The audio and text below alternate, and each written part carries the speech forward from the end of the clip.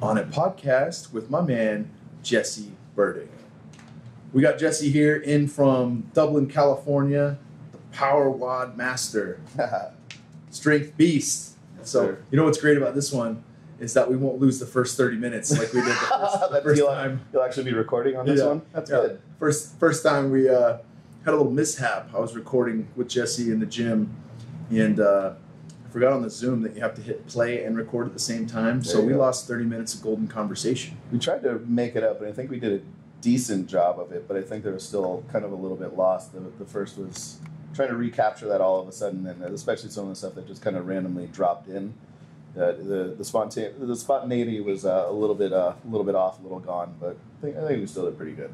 Yeah, but I'm happy to be here. Thanks for having me. This is really cool. First time here and Onnit, and killer facility. This is so fun. This is so cool. Everyone's so nice, accommodating, and it just makes sense why this company is just what it's becoming and what it will be. Is everyone's together, same mission. The gym's popping, the jiu-jitsu mats are popping. You know, everyone's kind of on the same mission of health and kind of wellness and, you know, getting each other better. So the vibe and energy is amazing. This is awesome. This place is great. It's a fucking cool spot for sure. I hated to lose you, but you end up here and it makes sense, and I understand why. In a better place. In a better place, for sure. For sure, with much lower cost of living than compared to the Bay Area. Well, yeah, I guess so. I don't have the beach, which I Right. miss, but at least Austin has a decent amount of nature, surprisingly. Yeah, So it does. no complaints, man. Looks good. It's fun. So let's talk strength. You know, All right. I'd like to think that I had a decent following with my own podcast, but certainly not at the level of the Onnit podcast. So we may have some new listeners. Actually, probably somewhere in the ballpark of 5 to 10 times more of listeners tuning in. So they might be listening to Jesse Burdick for the first time. Well, welcome. And we don't have to rehash everything that was discussed, but let's definitely talk about what got you into strength. You were a baseball player to start. Yep. Let's dip into that path a bit. So the baseball player to start, and in high school, you know, I was a talented baseball player, and then when I kind of got to high school as a freshman, kind of looking around to what the juniors and seniors looked like, and I didn't look anything like them. I was a much skinnier, longer kid, and that played well to baseball and played well to the skill set that I had, but eventually, you know, I wasn't able to drive the ball the way that I wanted to. It was more just getting it into the outfield opposed to driving into the gaps and, you know, out of the ballpark. And kind of looking around and figured out that just going to have to get bigger, going to have to get stronger. So just like most high school kids in that day, find a magazine called Muscle and Fitness, Muscle and Strength, Muscle and whatever. And you find something that looks like something you could accomplish at the neighborhood gym, and you go and you start doing that. And I did.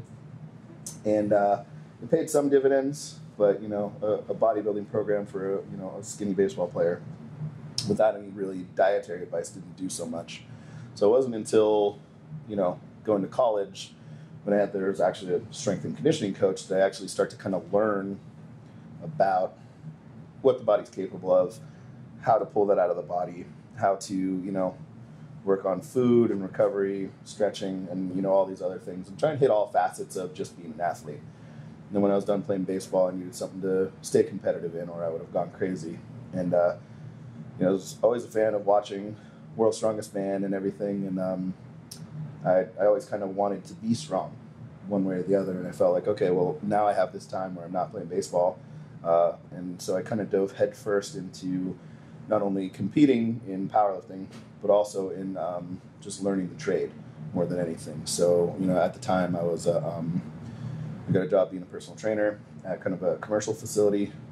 And then, you know, just from that point on and that point forward, I dedicated my pretty much learning and everything that I did, even eating everything that I had, to getting stronger and learning why I was getting stronger and how to get other people stronger.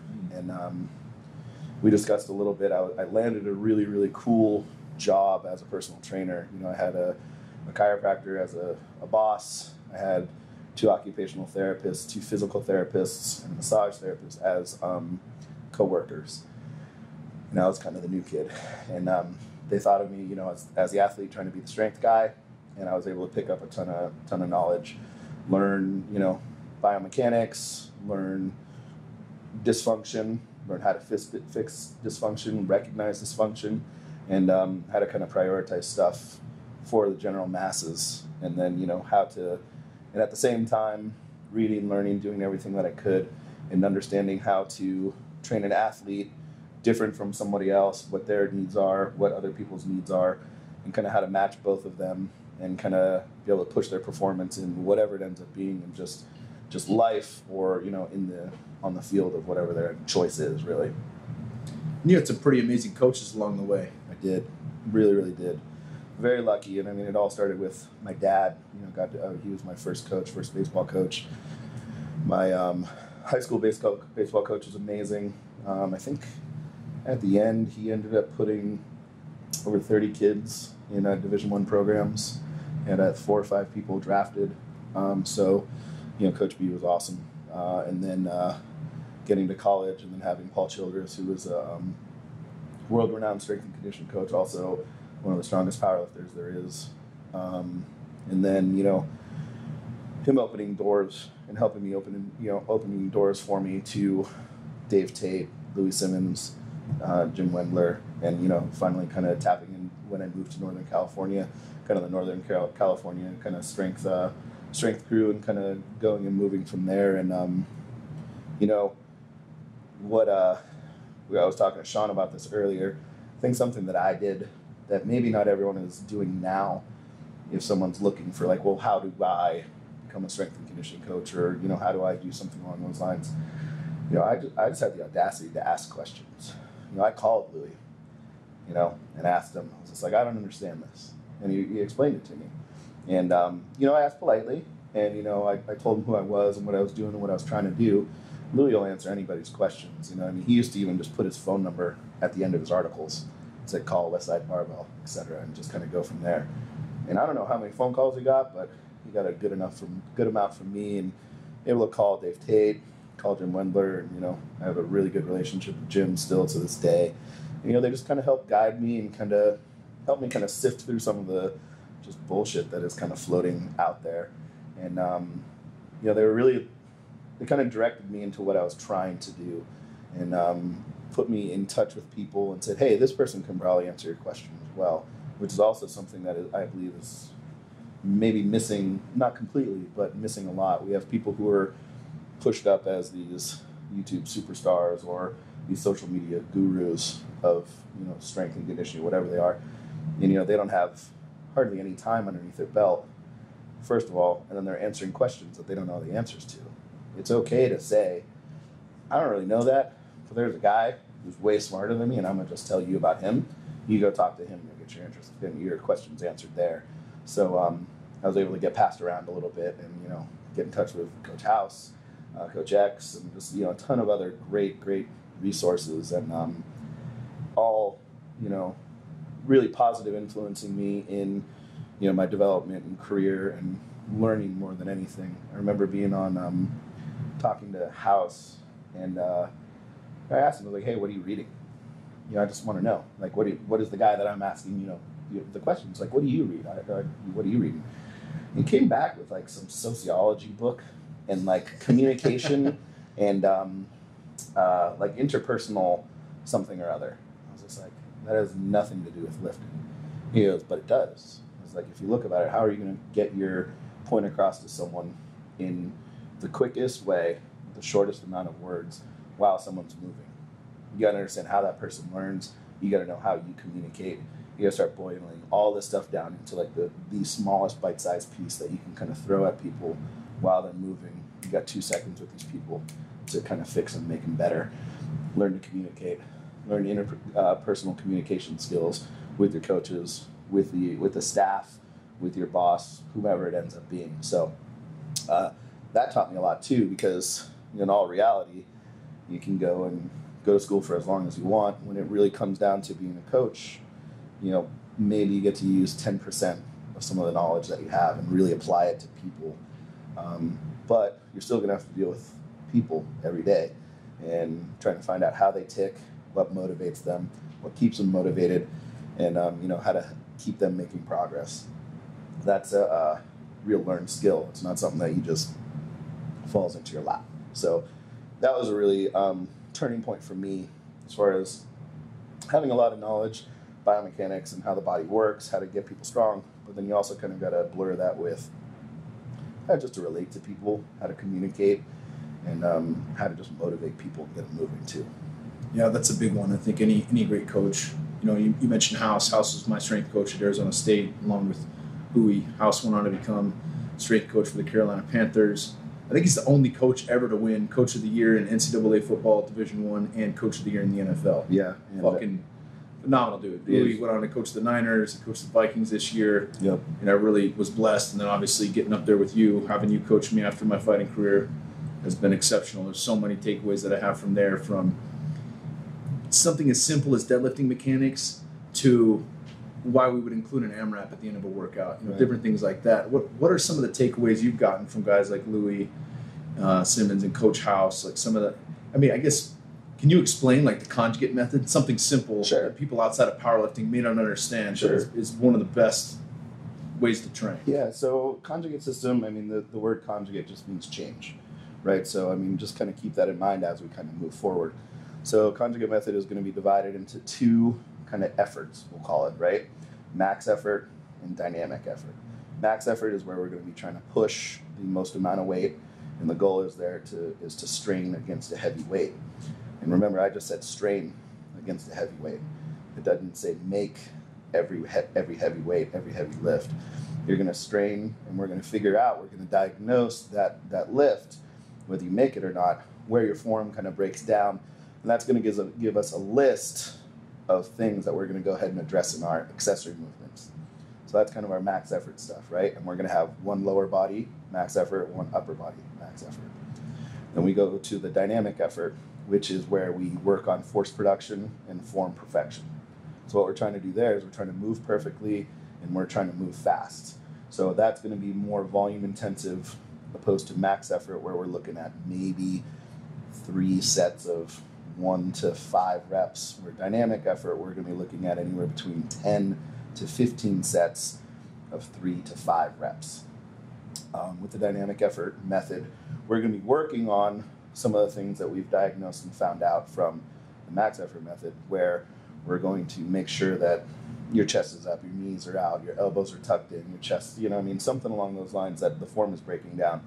That's where you're going to practice and dial in and make your form better, in hopes that when you kind of come back to that max effort lift where you kind of maybe rolled your shoulders forward, or you kind of fell forward, or you kicked your lower back up while you're deadlifting, we're going to work on keeping that, not letting that happen during that dynamic effort, building the volume, using the accessory exercises, which is the exercises after the main movement, to build up some of those weaknesses, make them strengths, and then we kind of move on from there, set PRs, and kind of go. So we have a 4-day-a-week program, one upper body max effort, one lower body max effort, one upper body dynamic effort, one lower body dynamic effort.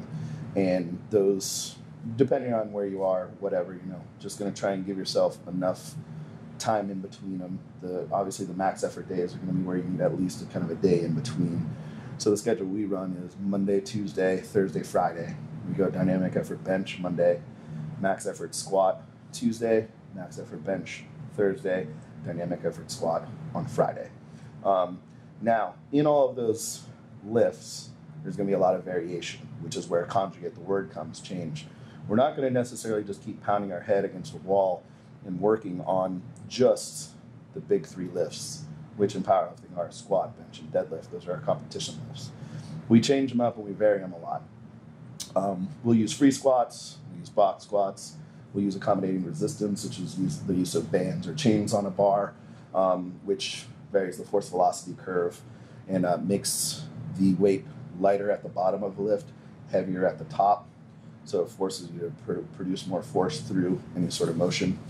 We'll use partial range of motion, full range of motion, and we'll mix these things up, partially because I'm ADD and I just can't do the same thing over and over again, but also because we need to build each part of each lift.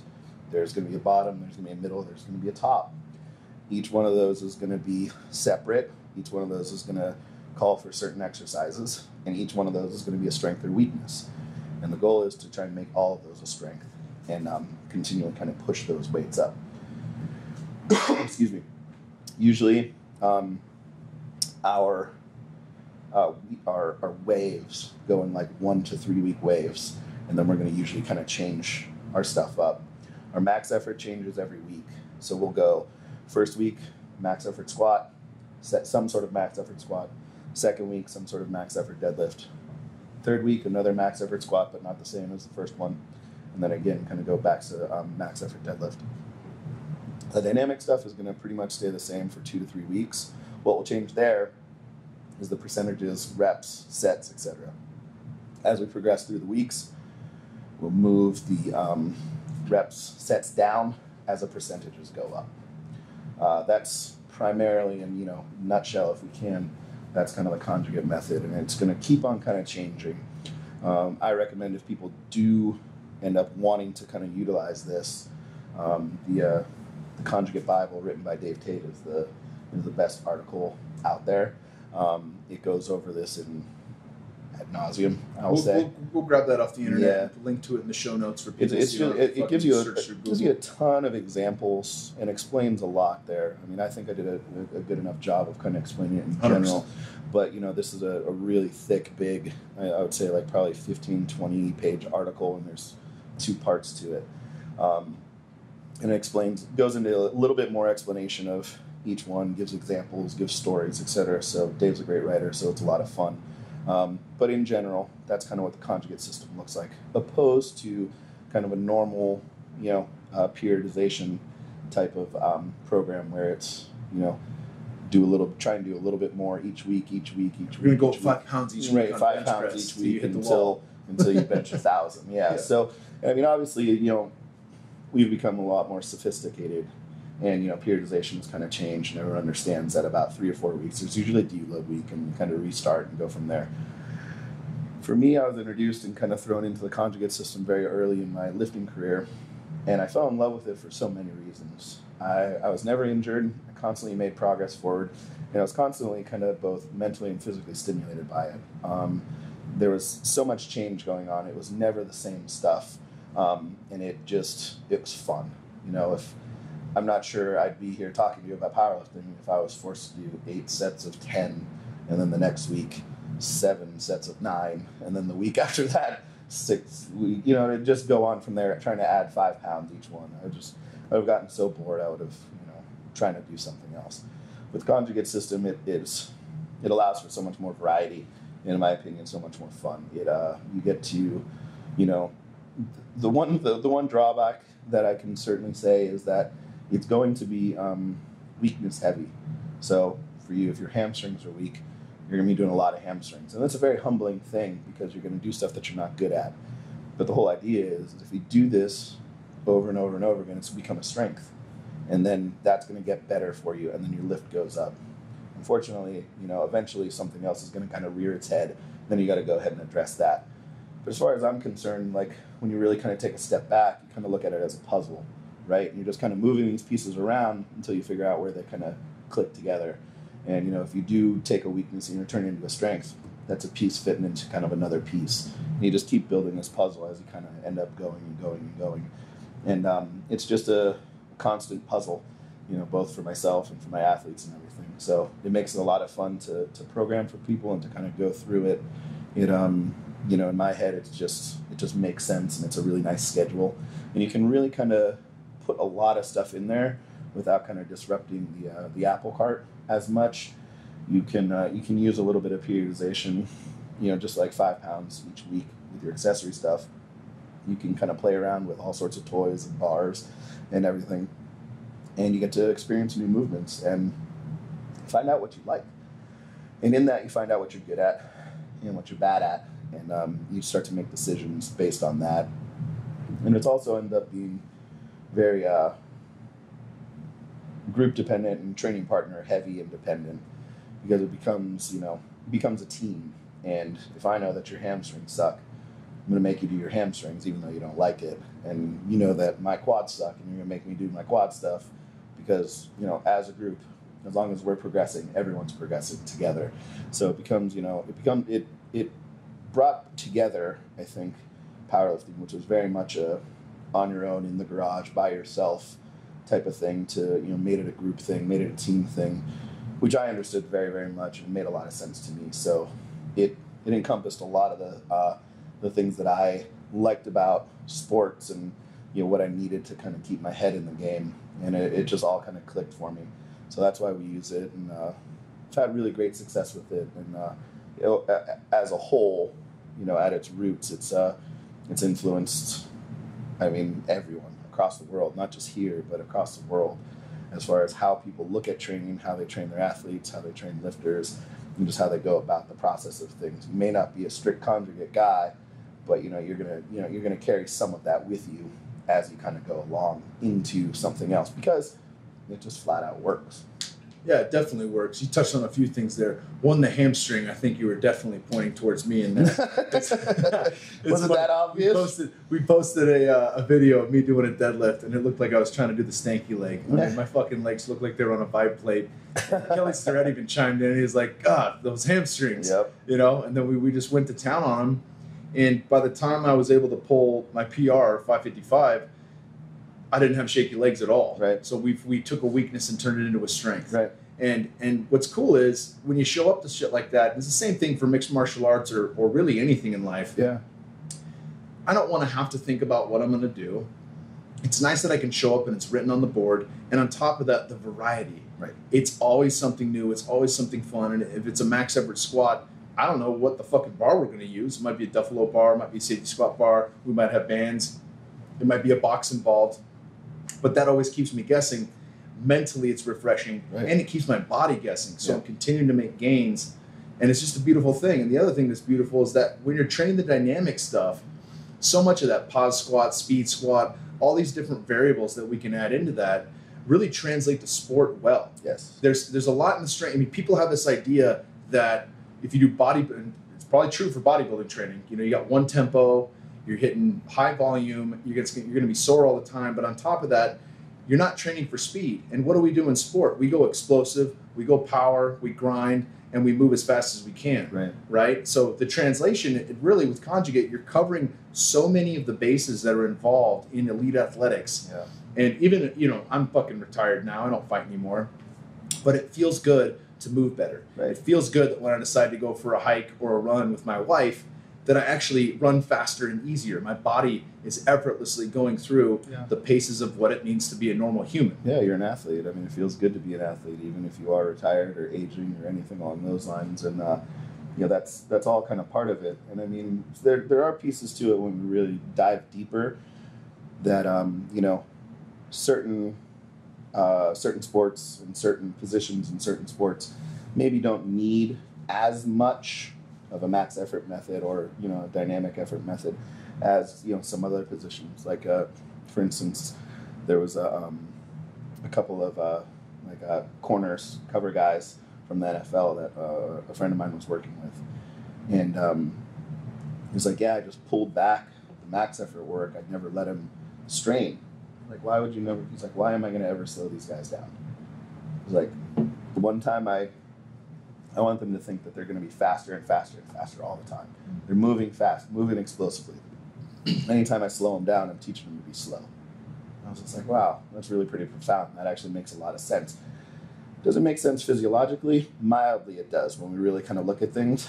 But mentally and what that athlete kind of needs to feel, it makes complete sense. And that's what he was kind of diving towards. And that's what we were talking about before, where we may have this, you know, breadth of knowledge here. It's about knowing your athlete and what they need. You know, if you go, oh man, I feel slow today, you're screwed. You know, it's that inch and it's a touchdown and that's the career, that's your game, that's it. So, I mean, to have that kind of ability to kind of swing things both ways, or when you're dealing with, you know, the bigs like House used to, you know what I mean, the linemen, you know, who got to pick with music all the time, right? You know, it's all heavy. We're just going to clang and bang, you know what I mean? And it's going to be hard, it's going to be fast, short duration, and it's going to be heavy, and it's going to be a fight. I remember doing 16 sets of doubles with house. And it was like, and it's funny because people are like, well, if you're training low reps, you're missing your endurance piece. And it's like, not so. If you increase the fucking volume and you're going on a timer, I mean, what does a football play look like? It's 6 seconds long, and then you've got a short clock before the next play goes, right? Yeah, so 30 seconds. Yeah, you hit those reps, and then you got to wait a short time, and then turn it right back over to max effort again, right? And so you train specific to what the needs are, but there's so much carryover from that. There is, and I mean, it takes someone as brilliant as House to kind of realize, like, okay, cool, I can almost match this snap for snap in a football game and just make these guys repetitively get over and just bang, and just really knock this down and get these guys in game shape way without trying to run gassers or anything along, that classically people are like, oh, they're not in shape, make these, 350-pound monsters run. Like, good luck.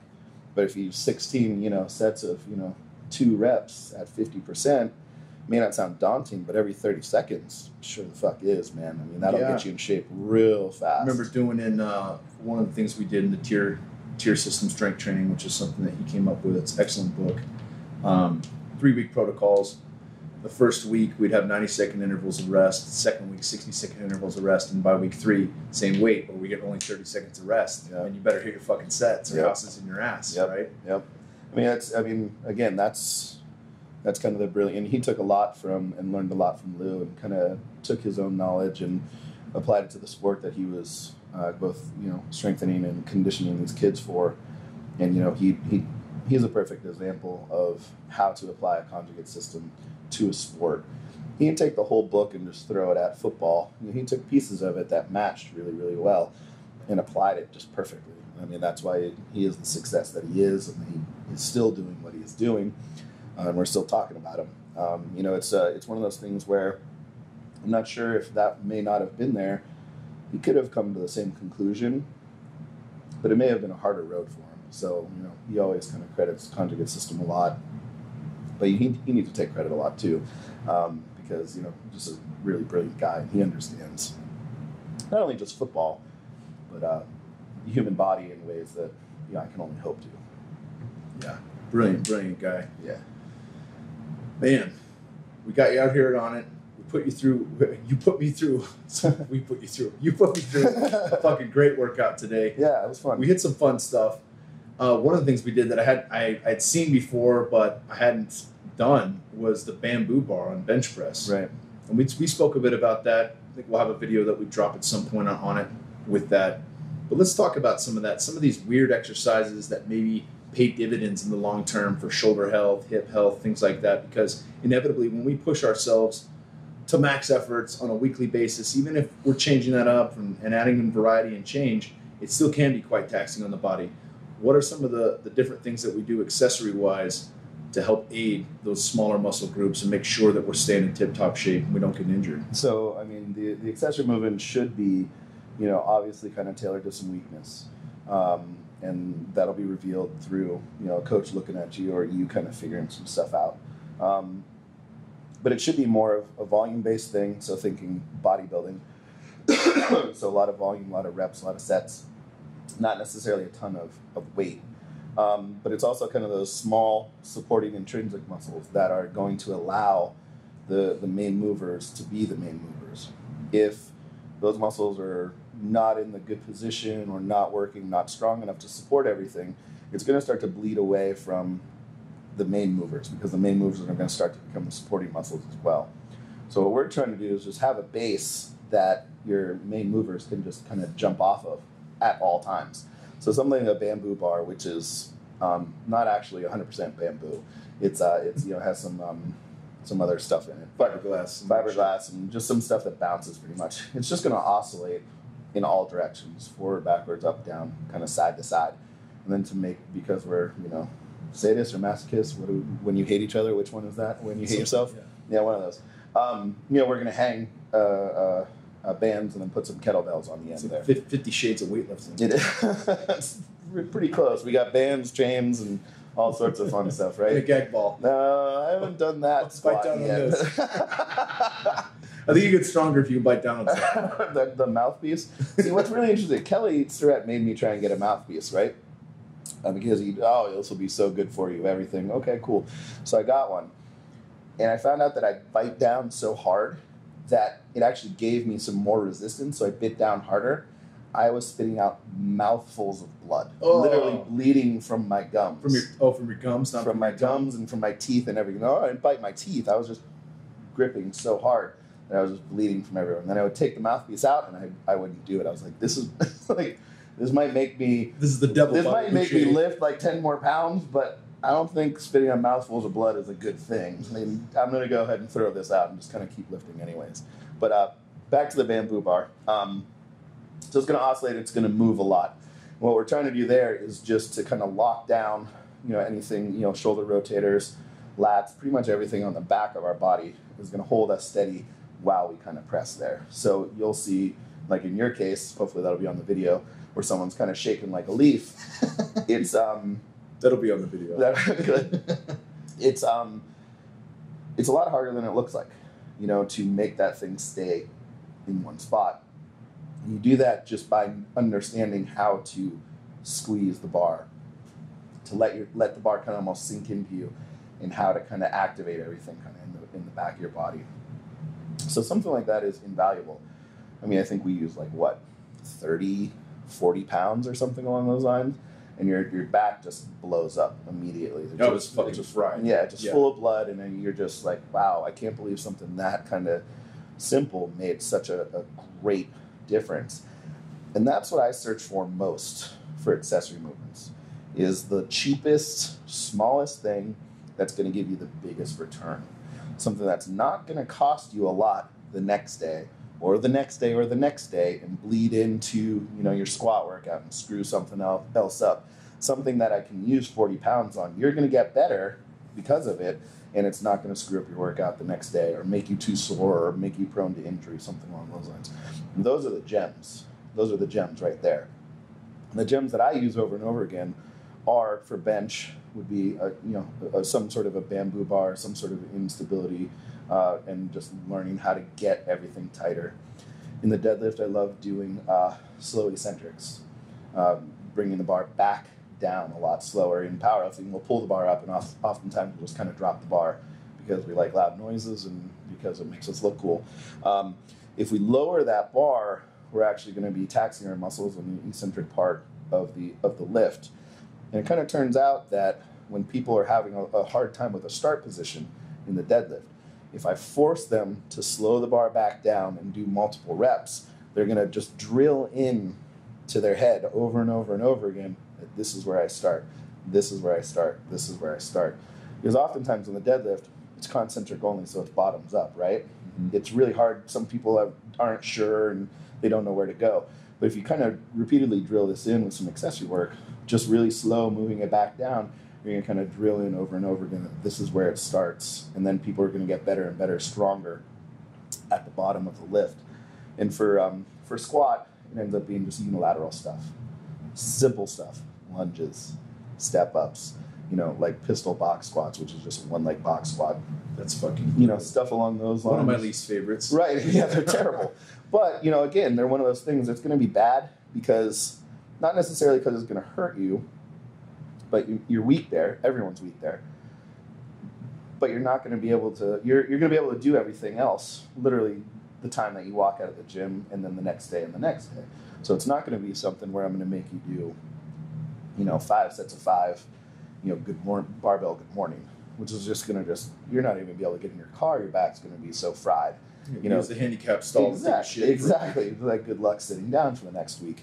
But if I can make you do something, something small, maybe lightweight and get the same result, why wouldn't we be doing that? And that's kind of those are the gems, those are the real kind of secret pieces that I'm always kind of looking for and always kind of playing with. And I feel that because the conjugate system is so malleable and you can plug these things in there, and as long as you're paying attention and you know what's going to affect what, you can play around with a lot of stuff and kind of figure out what's going to work and what isn't working. And the gems that I just mentioned have been mined over the past 15 years. And I can probably list you more that don't work than the ones that actually do work. And hopefully people listening, if you're going to read a Dave Tate or Jim Wendler or me or Mark Bell or something along those lines, you can kind of pick up those gems and maybe not have to make 15 years of mistakes, on your own. And, it's about learning from other people and getting better. And those are the things that I always try and give to everyone that I have, athlete-wise, lifter-wise, et cetera. It's just the stuff that just pays so many dividends, in such a small piece. And it's not going to be so expensive down the way. So that's the key to accessory movements as far as I'm concerned. Weaknesses and stuff that's going to pay huge dividends without costing you a lot. So I like to just say I'm trying to be as cheap as possible. It's a cheap exercise. Cost the body. Very cost effective. Right. Yeah, cost effective.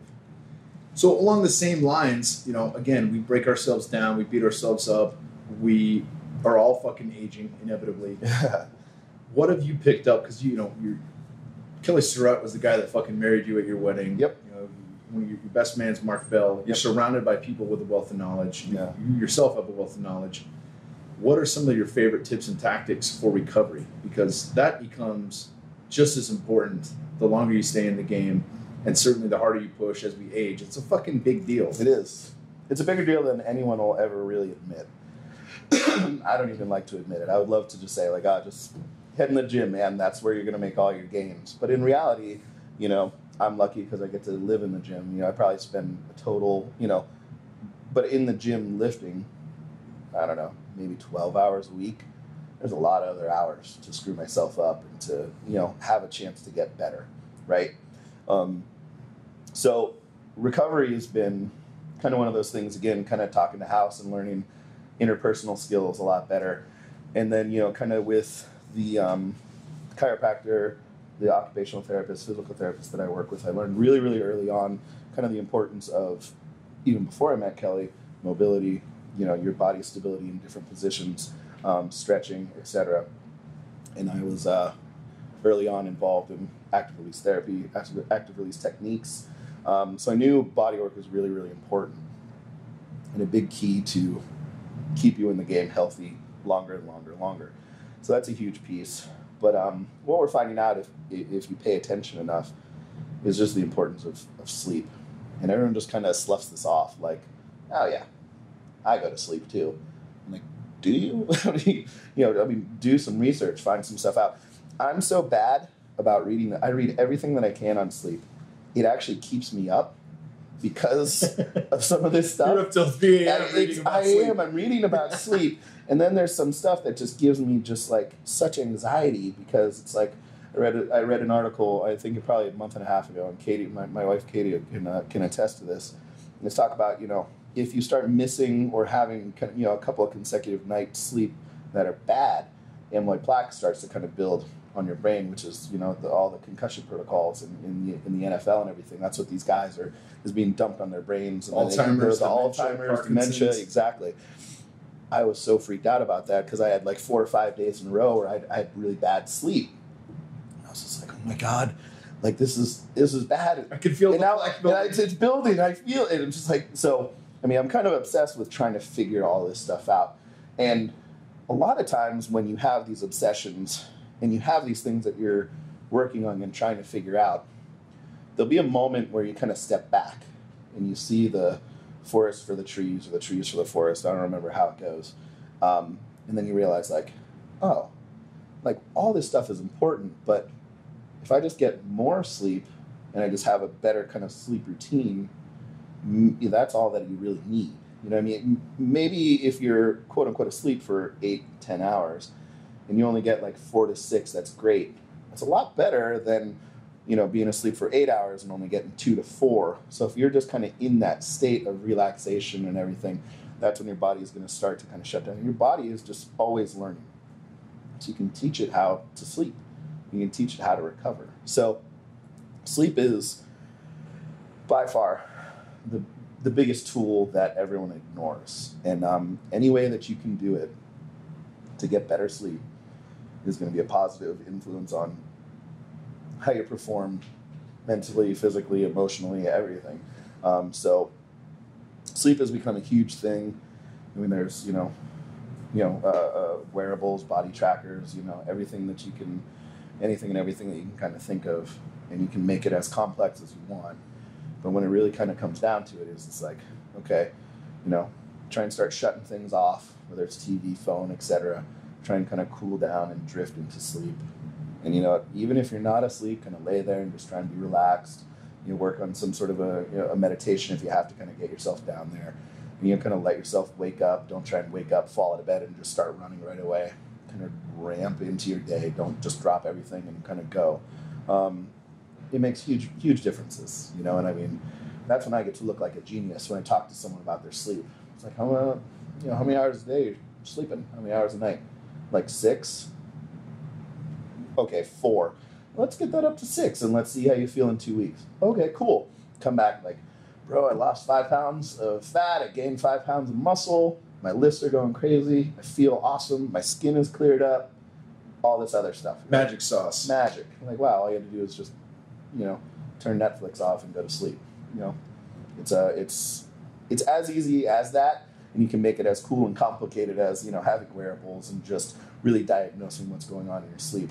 And in the powerlifting world and dealing with big athletes, it really kind of comes down to getting a sleep study done.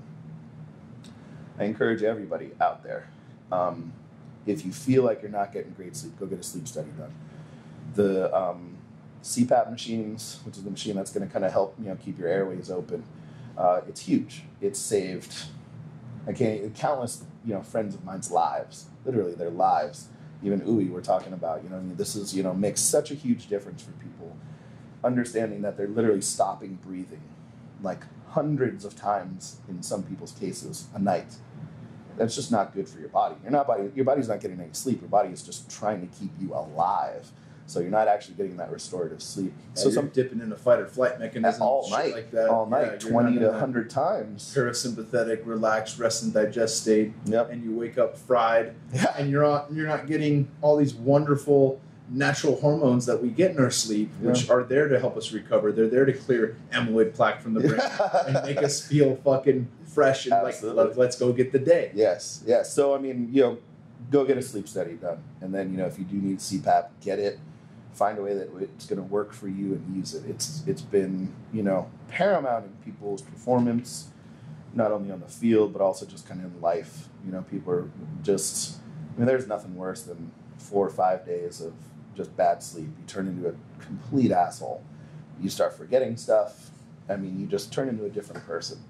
And to kind of gain that back and to watch a friend of mine, a lifter, someone that I care about, gain that back, it is like magic. It's voodoo. You're like, I can't believe that it's something as simple as this can make that big of a difference. And it's mind-blowing. And what's even more mind-blowing is people are still ignoring it and pushing it off. So anyone that I see who's talking about recovery, etc., if sleep isn't one of the first things out of their mouths, I think they've already missed the boat. Yeah. So, and part of that too is this type A personalities and this, you know, I'll sleep when I die mentality, you know, and everyone's hardcore. Hardcore, hyper caffeinated. Yeah, you got guys like Jocko Willink, who I fucking respect and think the world of, but constantly showing how, you know, little sleep he gets and bragging about it. And it's like, hey man, you might be able to get that done, but genetically we all have variables, right? Sure. There's no one size fits all diet. Some people need more sleep than others, but the vast fucking majority of us, 99% of us, need a certain baseline of sleep, and that happens to fall within 7 to 9 hours of quality sleep. But Jocko's are going to be kind of outliers. You know, I mean, we're always going to be there are outliers in everything, Absolutely. right? But to try to emulate these people, right? To think like, well, you know, Tom Bilyeu, the CEO of Quest Bars, he talks about that. You know, like, well, if I wake up at 2:30 and I won't try to go back to sleep, I'll just start my day then. It's like, well, hold on, push pause. That's not going to lead. That's it. And he's not a professional athlete, and it's nothing against Tom, but you know, when people come out and they say like, hey, this is what I do and it's working for me, that's cool. But let's be mindful of what's going to work for the masses, right? General population is really who we're talking to here. There might be a few pros listening in, shit like that. I know we got a lot of pro fighters and different people listening to this podcast. But the bottom line is, how can we translate a message that's effective for everyone, or at least the most amount of people? And less sleep is not the fucking answer for anyone. Absolutely. Like people like Tom, people like Jocko are those outliers. Whenever someone was like, well, there are people like this or this, I always tell a story. I had a friend whose grandfather passed away at this point. I met him when he was 93 years old. He was about 6'2", 200 pounds, just Pennsylvania farm boy. Smoked, chewed, and drank at the same time all day long since he'd been 13 years old. Okay? He was just this big jack dude, physical. He was a mechanic, just worked his whole life. Still, I think he retired at 90. He was drinking motor oil. Just an unbelievable person. I was just like, Pops, like, what's the secret? It's like, what's going on? It's like, the guy, that ate just butter, cheese, and red meat. You know what I mean? This should be, in our, medical community. This is a classic heart attack, lung cancer guy. Like, what did you do different that no one else has figured out? It's like, I got no stress, man. Like, oh. It's like, I got a great family. I love my wife. I love my job. I got no stress. And that's going to be the difference, right? Like so some of these guys, maybe Jocko, maybe Tom, their stress is 50, 100% less than the guy who's out here grinding on Wall Street or doing whatever it ends up being. While they are outliers and they're just different people, their lifestyles are just so much different. Now, I mean, both those guys run companies and they make important decisions all day long. They're highly successful. Have families, absolutely. But, they're not, the kid who's getting yelled at by their mom and, has to go to school and then all this other stuff. It's just a different level of stress, right? Or it's not a college student who's, living on ramen and, tuna fish or something along those lines. Your body is being stressed in kind of different ways. So I always tell that story to try and bring people back to somewhat of a normal aspect of things. Like, look, if you can kind of limit your stress, get more sleep, you can probably live till 90 and smoke, drink, and chew all at the same time. Right? It's something they talk about with the French paradox. A lot of French people smoke cigarettes. They start the day with coffee and a cigarette, maybe a little and a croissant. And a croissant, right? They eat a lot more gluten, and a lot of them don't have any of the autoimmune disease. There's far less obesity, and it comes down to a number of things. Obviously, they're taking in less total calories because they don't eat American portions of food, rather. Right. But at the same time, there's less stress, and there's less stress in a lot of European societies. And then that just shows, again, like Paul Chek says, one type of stress is all stress. All stress in the body. It's all one fucking system. Yeah. We can't compartmentalize the stress because at the end of the day, it all equates to the same hormonal response, the same neurotransmitter response, and it has the same negative effect on our bodies. The fight or flight mechanisms, the sympathetic nervous system shifts and turns on all fucking day long. Yeah. And it can happen from your wife yelling at you, your boss yelling at you, a heavy fucking weight training session where you overdo it. Yeah. You can overdo anything, right? Yeah. But all that shit just gets funneled into the stress compartment. Yeah. The best book I ever read on that is Why Zebras Don't Have Ulcers. Yes. Phenomenal book. I mean, it just really kind of explains fight or flight in such a great detail, but also just kind of really easy to read. Just so smart, so well done. It's on, it's an audiobook as well. You don't have to read it. Yeah, I listen to it on Audible. It's fantastic. It makes so much sense. It's really, really great. And to kind of understand some stress and figure some of that out. And I mean, that's exactly what it ends up being. Is how are you responding to whatever it is that is in front of you. And then to add on to that stress thing, if you really look at kind of the French paradox and everything, they don't have cars. They have bikes and they walk everywhere. So they're probably clocking in at, everyone's got their Fitbit and, get my 10,000 steps in. They've been doing, probably 20,000, 30,000 steps a day since they've been 8 years old. So, I mean, this is just something that's just been drilled into themselves that they don't, take the car to go down the street. They just walk everywhere. So, I mean, that also adds a lot into it. And the more we're seeing, with Stan Efferding and Mark Bell's 10-minute walks, and more people are doing that. More and more studies are showing that that's almost, particularly after a meal, a 10-minute walk is just as good as like 2 hours of fasted cardio.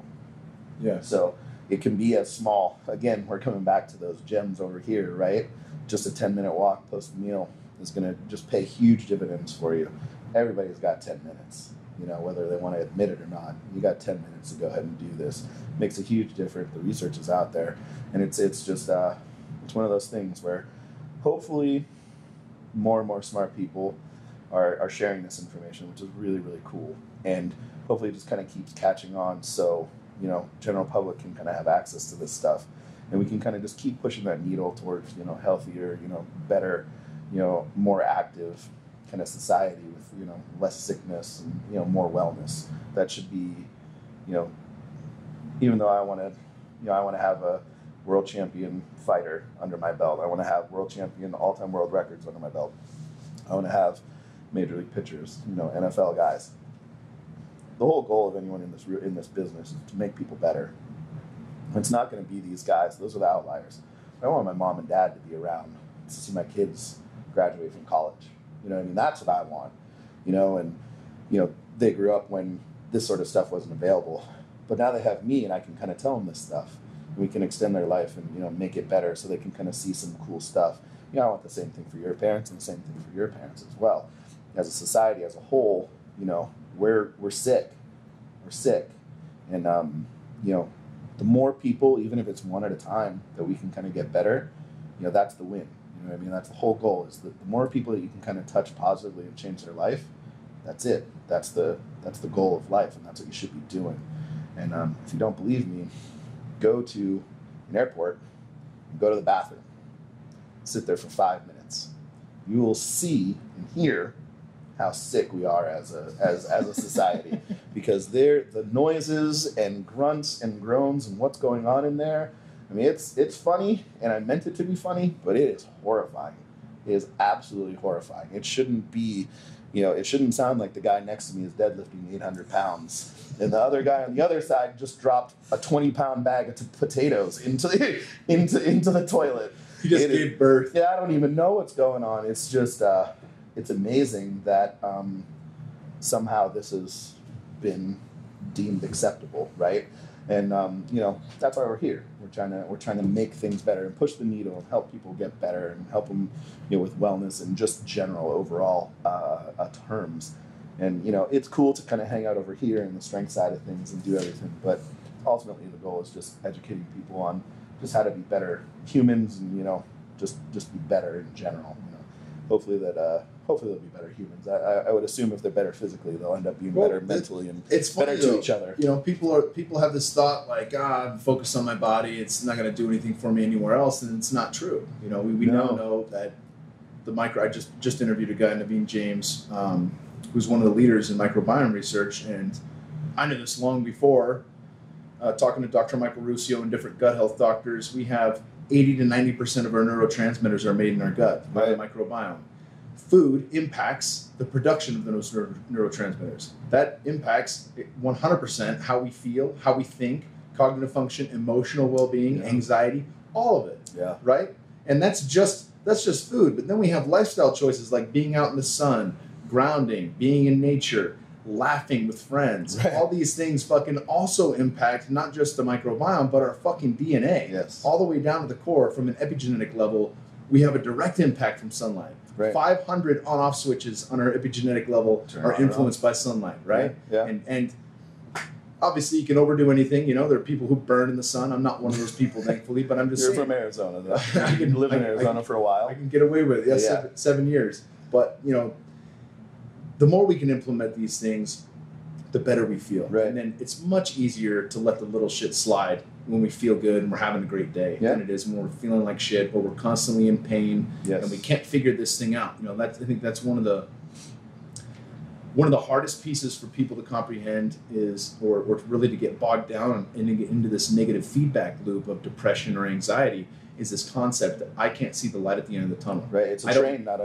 light. Yeah. I don't know how it's going to get better, right? Yeah. I have no idea how it's going to get better. I have no idea how to improve it. It's only getting worse. And then the mind will continually play that thought over and over and over again, and it sinks us. Yeah. But when we put a little bit in, you know, make a deposit each day into wellness, into longevity, into feeling better, and into taking care of ourselves, that shit adds up over time. Yeah, and I mean, that's why, you know, I get to work with a lot of people with food and everything along those lines. And even when, you know, like I take a look at my deadlift or something along those lines, like, okay, cool. It's like, so what I want to do is just have you do everything that you normally do, and we're just going to give you this much, just like a breadcrumb, and it's going to help. And they're going to come back and they're going to find the next breadcrumb. And they're going to keep coming after those small pieces, right? And eventually, after, a course of, just say a month, they've picked up 8, 10, 12 breadcrumbs. It's actually a big piece of bread at this point, right? It's a really big thing. But if we would have started, obviously, if we would have tried to give them this like book to follow, opposed to just this one little sentence, sometimes that's daunting to people. Yeah. But if you could tell people and get them to believe and not think you're fucking crazy, all I want you to do is get out in the sun and enjoy yourself and laugh a little bit. And that's going to pay huge dividends for you and how you just feel overall. Like, serious? That can't be right. That's too easy. Shouldn't I be taking 14 pills and have to meditate upside down and do speak whatever? Like, no, man. Just go get outside in the sun, or just take some more vitamin D, and just kind of hang out a little bit more. Enjoy life. Find something to enjoy about. Play a little bit. Do anything. Yeah, absolutely. It's so astonishing again how we're talking about all this research and all this other stuff, and pretending that we're really smart and everything. And it can come down to just go outside, man. Just go outside. And it's crazy because we have kids, and we're talking about a society of people who are literally my girls were at a birthday party. There were 6 people invited. I have twins. There are 2 of them. 3 of them just sat on their phone for the whole time. And it was like a bounce. So 50% of the population is on their cell phone. They're on their, but it's just here, and they're 10 years old, and they're at this like giant. It's like a trampoline place. It's like shouldn't you be doing just like going completely nuts? There was like 13, 14 kids that I counted, just here at a birthday party, just completely ignoring everybody else on their phones. It's like, this is what's coming, and they're never going to go outside, and they're just going to be on their phone or tablet or anything along those lines. And it's just going to get, it's scary to kind of look, because I was telling you the story of me like jumping in like rainwater, as a kid, because it overflowed at the bottom of my street and coming out bloody from, just jumped literally asphalt. Yeah, just like jumping into asphalt and rainwater and just like dirt. And we're trying to protect our kids so much that we don't ever want them to be hurt or feel like they're not appreciated or anything along those lines. And the real answer is get outside, get dirty, have some fun, and you'll be better off for it in the long run. And it's kind of frightening how far we have come from that. There's been a lot of cool innovations to kind of get us to here, and at least we know now that jumping in rainwater and coming up bloody is probably not the greatest idea. I was very lucky to not get maybe it enhanced your microbiome. Maybe it did. I don't know. Diversity there. Maybe that's the answer. Maybe that's my next ebook on that. Yeah. But there's you come a long way, but there is just these basic primal things that I think we're missing a lot of, and it's scary sometimes to kind of look and know that these kids that are my daughter's friends are never going to see the light of day unless someone literally shakes them out of their stupor and knocks the phone out of their hands. Yeah, you touched on a few things there that and I definitely want to chat with you about kids, even though we're coming to a close here. But there was a study that came out that said kids born now have a life expectancy for the first time that's to live shorter lives, to not live as long as their parents. Yeah. That's fucking mind-boggling. That's insane to think that our kids, with all the fucking technology we have, will not live as long as their parents. Yeah. Right? Very unhealthy. And I remember, growing up in the 80s, I think I was 2 years old when the Nintendo original NES came out. Mm-hmm. And it was dope. I was hooked, right? Yeah. But still at that point, it's hooked up to a TV. There's only one in the house. There's one TV. Right. It's not like Back to the Future when he says, "Yeah, we have 2 of them." And they're like, right. "Oh, he's kidding. Nobody has 2 TVs. Everybody's got a fucking TV in every room now." Right. More importantly, you have a TV in every fucking pocket. Yep. Everyone's connected to everyone at all times. You have this, as Rogan calls it, the portal into the universe, right? You can connect to anybody everywhere. All information's accessible. At any time. And it's a fucking draw. Yeah. Right? So it's so important. There's entire books written about it. Yes. Obviously, with Dr. Onnit Galpin, we had him on the show talking about Unplugged and the importance of that. But it's sad to see kids that don't have that. My mom, I heard so many times, "You kids get out of the house. Right. Go out and play. Go outside and play." Oh, for how long? I want to play. You're not coming back till dinner time. Come back when the sun starts to set. Yeah. Right? And you could argue now, well, there's more creeps in the world, or it's less safe. Whatever. You know, if it takes your lazy ass going out there with your kids and throwing the football for them or something like that, then it's important. It is. Right? It's important for everyone. It really Because is. that's our future generation. I read the same thing that you read, and I thought I read it wrong, so I had to read it again, because, I mean, life expectancy have been just getting more and more extended and longer and longer. And for the first time, you're right, it's changing, or it's predicted to be changing. It's one of those scary things. And, you know, getting out and playing and having an imagination is going to disappear. You know what I mean? It's like Bear yesterday, he's just going all over the place, just having a great time in his own world. And that's the coolest thing. You know, I remember just playing baseball, you know, on my own in my own world, you know, probably all the way up to like 12 or 14 years old. And you know, these people, these kids, you know, the kids at the party, they're so boring. They're so boring. It's all they want to talk about is, you know, what they saw musically or anything along those lines. It's not like, I read this book, or I was outside playing, or we did this, or we did that. We were at a playground yesterday. How many people was there? 0. It was us. We had it to ourselves. Which was awesome. It was our personal playground. Right, but I remember like going to a playground as a kid and be like, man, there's too many people here. Yeah, I gotta wait 5 minutes to wait go for a slide or something. Like, I'm gonna go to the next one. You know, I'm gonna have to try and find something else to do until this like dies down, and then we can go and play. Like, when we take the girls, it's kind of the same thing. There's a couple sporadic people here and there, but it's just not just so crowded anymore. You know, everyone's just hiding in their houses. And it's fucking 70 degrees out yesterday. It's yeah. prime. Oh yeah, it wasn't snowing. For a cold winter in Austin, and we've had snow here for the first time in 4 years this winter, it was perfect. It was like the best spring day in California. You know, it was awesome. I mean, we talk when, I mean, you know, Texas and not in, you know, being in California, you know, we're spoiled because we can get out in January and do these things, you know, in December, January, February. It's a little bit harder when you have 6 feet of snow to kind of deal with. There's still plenty of cool shit to do in the snow, though. So, yeah, you know? Absolutely. Well, I don't know. I would never go back and do it, but yeah, it was fun as a kid. Not right now, it wouldn't be.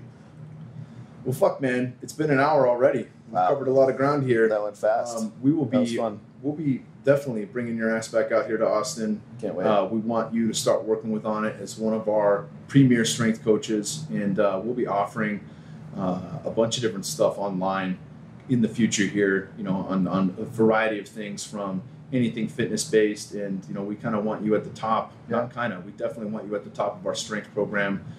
You've helped me immensely, and many other great athletes, and you have a wealth of knowledge. I'm very, very appreciative for our friendship and to call you my coach. Yeah, thank you very much. It's an honor to be called coach, especially by someone, an athlete like yourself. And you know, I'm very excited for this opportunity. I can't wait to make it go.